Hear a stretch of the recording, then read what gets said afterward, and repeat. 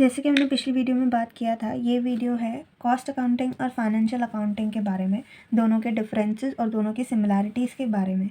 हम दोनों के बारे में जानते हैं थोड़ा बहुत कि कॉस्ट अकाउंटिंग क्या है, फाइनेंशियल अकाउंटिंग क्या है, बट दोनों में ऐसी क्या चीज़ें हैं जो दोनों को एक दूसरे से सिमिलर और एक दूसरे से डिस्टिंग्विश भी बनाती है, तो हम उसके बारे में बात करेंगे।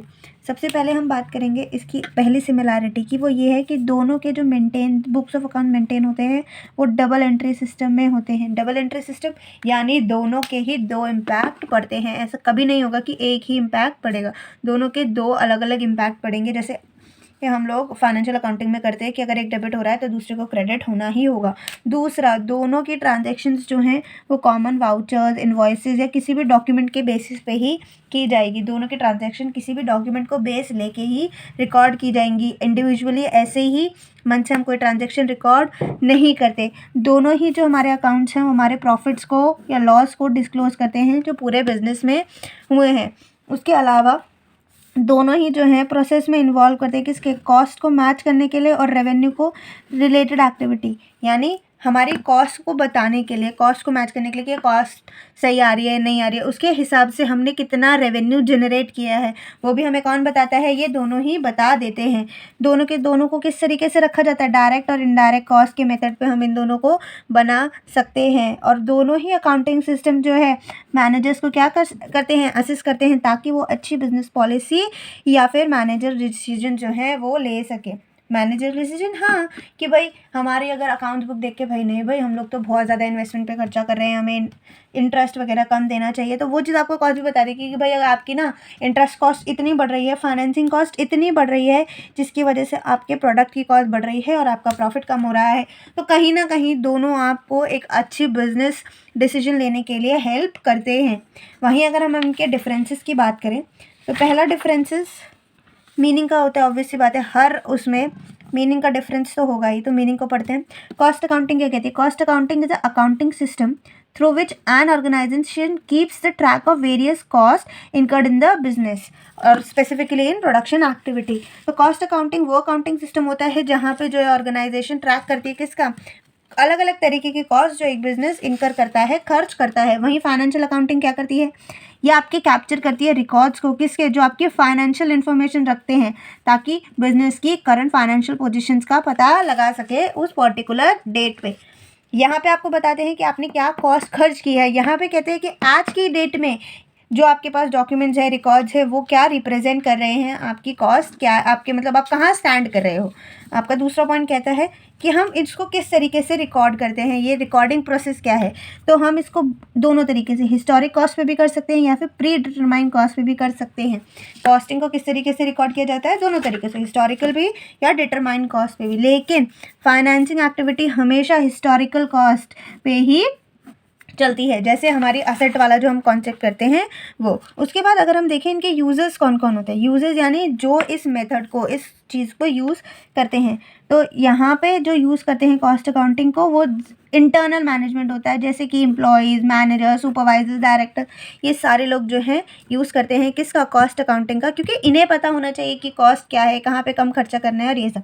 बाकी जो फाइनेंशियल एक्टिविटीज़ है या फाइनेंशियल अकाउंटिंग है उसका जो है इंटरनल के साथ साथ एक्सटर्नल पार्टीज़ भी यूज़ करती है, यानी एम्प्लॉयज़, डायरेक्टर, मैनेजर ये तो करेंगे, इस साथ में क्रेडिटर्स करेंगे, आपके शेयर होल्डर्स करेंगे, आपके जो कस्टमर्स है वो करेंगे, ताकि वो देख पाएँ कि आपकी कंपनी की अब क्या वैल्यू है, किस लेवल पे है, क्या इसका प्रॉफिट है। लेकिन जो कॉस्ट है, कॉस्ट हमेशा किसको बताई जाती है, इंटरनल लोगों को बताई जाती है, इसलिए कॉस्ट अकाउंटिंग सिर्फ इंटरनल के लिए ही बनती है। बाकी जो फाइनेंशियल अकाउंटिंग होती है वो internal as well as external लोगों के लिए भी बनाई जाती है। तो यहाँ पे वैल्यूएशन ऑफ स्टॉक कैसे होता है, कॉस्ट अकाउंटिंग में हमेशा कॉस्ट पे लिया जाता है स्टॉक, बल्कि अगर हम बात करें फाइनेंशियल अकाउंटिंग पे तो हमने एक चीज़ पढ़ी थी, cost and NRV whichever is less या lower. NRV is net realisable value, दोनों में से जो कम होगा उसको हम ले लेंगे। ऐसा हम अकाउंट्स में आज तक पढ़ते आए हैं। क्या ये मैंडेटरी है, नहीं, ये मैंडेटरी नहीं है। अगर आप मैन्युफैक्चरिंग फर्म है तो आपके लिए मैंडेटरी है, क्योंकि आपको फिर पता होना चाहिए ना आपके प्रोडक्ट की कॉस्ट कितनी है। लेकिन फाइनेंशियल अकाउंटिंग हर फर्म में मैंडेटरी है, whether you are manufacturing, service providing, trading, any company you are, you have to follow financial accounting. But cost accounting उनके लिए ज़रूरी है जो मैन्युफैक्चरिंग में है, बाकी चाहे तो अडॉप्ट कर सकते हैं, नहीं चाहे तो छोड़ भी सकते हैं। अब आप बोलो इनका टाइम ऑफ रिपोर्टिंग क्या होता है, किस टाइम पे इन्हें रिपोर्ट करना होता है। तो जो भी कॉस्ट अकाउंटिंग होती है फ्रीक्वेंटली बनती रहती है, प्रिपेयर की जाती है मैनेजर्स के द्वारा, क्योंकि आपको हर थोड़ा टाइम बाद भाई प्राइस फ्लक्चुएट हो गया तो आपको फिर से वो सारी चीज़ें करनी पड़ेंगी। भाई एक पर्टिकुलर चीज़, मान लो ये पेन के लिए प्लास्टिक लगता है, लेकिन भी प्लास्टिक महंगा हो गया तो कॉस्टिंग दोबारा होएगी। इंक लगती है, इंक का रेट कम हो गया, कुछ और हो गया, तो उसकी वजह से जैसे जैसे चीज़ें चेंज होगी तो इसकी जो कॉस्टिंग की रिपोर्टिंग है वो टाइमली होती रहती है। बट फाइनेंशियल अकाउंटिंग क्या होती है, एट दी एंड होती है। हम प्रॉफिट एंड लॉस बनाते हैं, बैलेंस शीट बनाते हैं, वो सब कब बनाते हैं, at the end of financial year. उसके अलावा इसका पर्पस क्या होता है, अगर हम बोले दोनों का पर्पस क्या है, तो एक का पर्पस है क्या करना, कॉस्ट को या तो रिड्यूस करना या कंट्रोल करना। ठीक है, अगर कोई अननेसेसरी खर्चा हो रहा है तो हम उसको घटा सकते हैं, और अगर कोई इंपॉर्टेंट खर्चा है तो हम उसको कंट्रोल कर सकते हैं। नहीं भी यहाँ पे अगर हम ज़्यादा खर्चा ना करें या इतना ही करें उस तरीके से। यहाँ पे क्या होता है, फाइनेंशियल अकाउंटिंग का काम क्या है, कंप्लीट रिकॉर्ड रखना फाइनेंशियल ट्रांजैक्शंस का। डिफरेंसेस बहुत छोटे छोटे हैं कि अगर मैं बोलूँ दोबारा से रिवीजन पर्पस के लिए, तो कंपैरिजन के base cost accounting financial. Cost का मीनिंग क्या है, कॉस्ट का मीनिंग है कि हमें हमारी वेरियस कॉस्ट जाननी है, इसलिए हम कॉस्ट अकाउंटिंग करते हैं। फाइनेंशियल अकाउंटिंग कहते हैं हमें कंपनी की पोजीशन जाननी है, इसलिए हम फाइनेंशियल अकाउंटिंग करते हैं। किस टाइप की हम रिकॉर्डिंग करते हैं, यहाँ पे हिस्टोरिक और प्री डिटरमाइंड कॉस्ट कुछ भी ले सकते हैं, यहाँ पे हम सिर्फ हिस्टोरिक कॉस्ट लेते हैं। इनको यूजर्स कौन से होते हैं, इनके यूजर्स सिर्फ एक्सटर्नल यूजर्स होते हैं जो ऑर्गेनाइजेशन के अंदर होते हैं, लाइक डायरेक्टर्स, एम्प्लॉयज़, मैनेजर्स।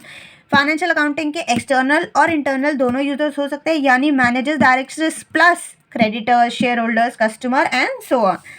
इसकी जो वैल्यूएशन होती है स्टॉक की वो हमेशा कॉस्ट पे होती है, जबकि फाइनेंशियल कहता है नहीं, हम कॉस्ट और नेट रियलाइजेबल वैल्यू जो भी कम होगी हम उसको लेंगे। क्या कॉस्ट अकाउंटिंग हर किसी के लिए मैंडेटरी है, नहीं, लेकिन मैन्युफैक्चरिंग के लिए हाँ। क्या फाइनेंशियल अकाउंटिंग हर किसी के लिए मैंडेटरी है, हाँ, फाइनेंशियल हर किसी के लिए मैंडेटरी है।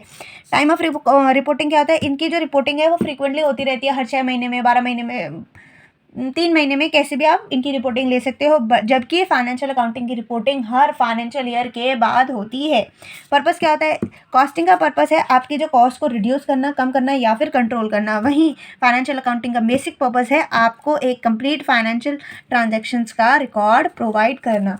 आई होप आपको ये चीज़ें समझ में आई होंगी। मिलते हैं नेक्स्ट वीडियो में।